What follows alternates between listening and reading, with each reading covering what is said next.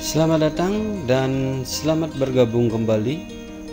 Pembahasan kita masih dalam seputar pajak penghasilan orang pribadi atau PPh 21. Kali ini kita akan bersama-sama membahas cara melapor PPh 21. Mungkin teman-teman sudah sering melakukan pelaporan PPh 21 secara online, namun karena dilakukan setahun sekali, sering lupa caranya. Nah, untuk bisa kembali di tahun ini melapor PPh 21, mari kita simak video ini di sini saja.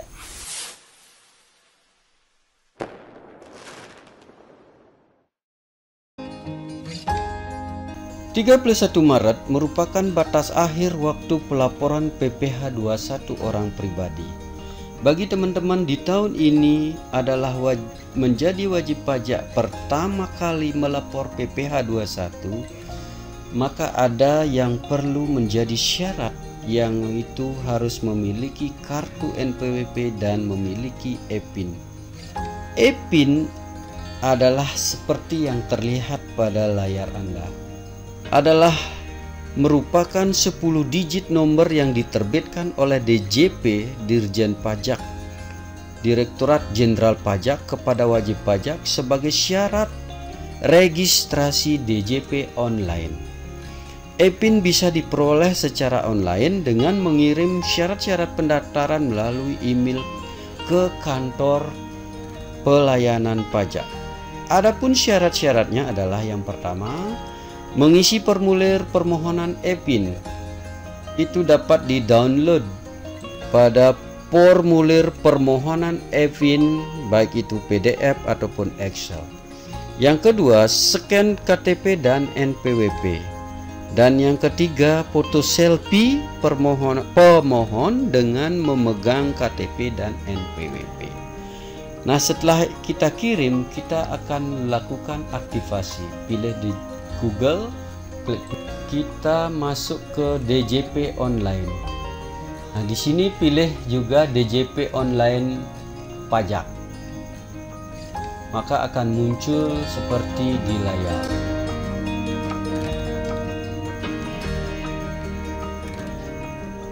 Setelah muncul ini, kita pilih sekarang belum registrasi. Maka akan muncul seperti ini. Form seperti ini, kita klik NPWP, nomor pokok wajib pajak kita, e-PIN yang sudah kita terima, 10 digit angka yang dimasukkan ke kolomnya, kemudian kode keamanan, submit, maka akan dikirim ke, maka seperti ini, kita lihat formnya seperti ini, klik email, ketik email dan password kita, maka kemudian klik sign in. Ini akan dikirim ke email kita, link dikirim ke email kita. Kita cari, buka email dan klik linknya, maka akan muncul form pendaftaran seperti ini. Nah, di sini kita ikuti nomor NPWP kita masukkan di kolomnya. Kemudian e-PIN yang kita terima, masukkan 10 digitnya. Kemudian nomor HP kita tentunya harus sesuai dengan yang nomor HP yang kita punya. Kemudian email yang kita daftarkan untuk laporan pajak, maka konfirmasi email seperti yang di atas sama. Kemudian password, kita bikin password, konfirmasi password sama dengan yang di atasnya. Kemudian ketik kode keamanannya.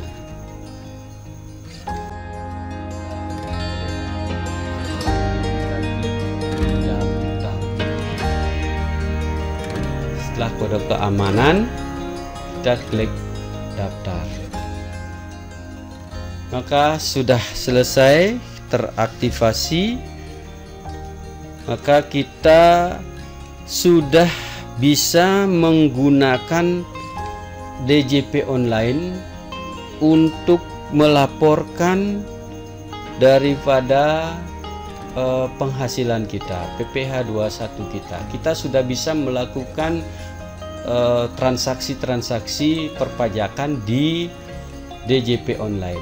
Maka kita sekarang melakukan pelaporan. Hal pertama adalah membuka email kita yang kita daftarkan di DJP online, tentunya dengan masuk ke Google, pilih Gmail, kemudian kita ketik di untuk membuka email kita, tentunya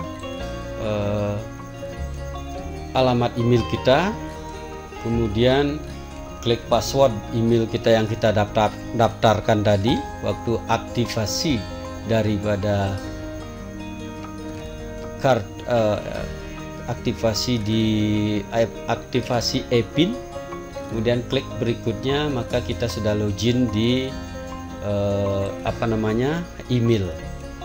Nah, sekarang masuk ke DJP online, kita pilih Google, cari Google, klik DJP online, kemudian kita pilih DJP online pajak, klik DJP online pajak, maka kita tunggu, akan hasilnya adalah seperti ini. Kemudian kita klik NPWP, nomor NPWP kita untuk masuk login seperti NPWP yang NPWP kita yang kita punya, NPWP yang kita punya. Ini kita masukkan di form DJP ini secara online. Nah, setelah itu password yang kita bikin pada saat aktivasi e-PIN, kemudian kode keamanan juga kita ketik di situ. Setelah kode keamanan, kita login, maka sudah diproses. Kita menunggu login.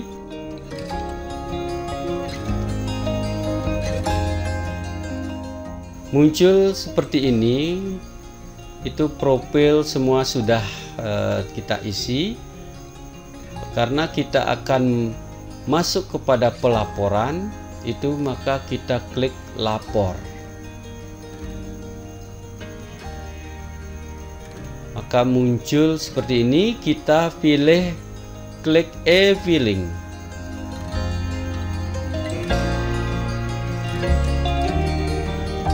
Setelah, maka akan muncul seperti ini. Di sini menggambarkan tahun-tahun sebelumnya kita sudah melaporkan PPh 21 kita. Maka klik buat SPT. Di situ muncul pertanyaan. Maka kita pilih tidak, karena kita tidak menjalankan pekerjaan bebas. Nah, di sini apakah kita pisah harta dengan suami atau istri? Kalau kita tidak, maka pilih tidak. Maka muncul pertanyaan kita, apakah penghasilan bruto kita yang selama setahun kurang dari 60 juta? Kalau kurang, kita pilih ya. Kalau lebih, kita pilih tidak. Karena situasi sekarang ini menyebabkan karyawan semua memiliki penghasilan bruto di bawah 60 juta, maka kita klik ya. Di sini menentukan form yang akan kita gunakan. Kalau di bawah 60 juta, maka yang kita gunakan adalah form 1770 SS. Kalau di atas 60 juta itu 1770 S.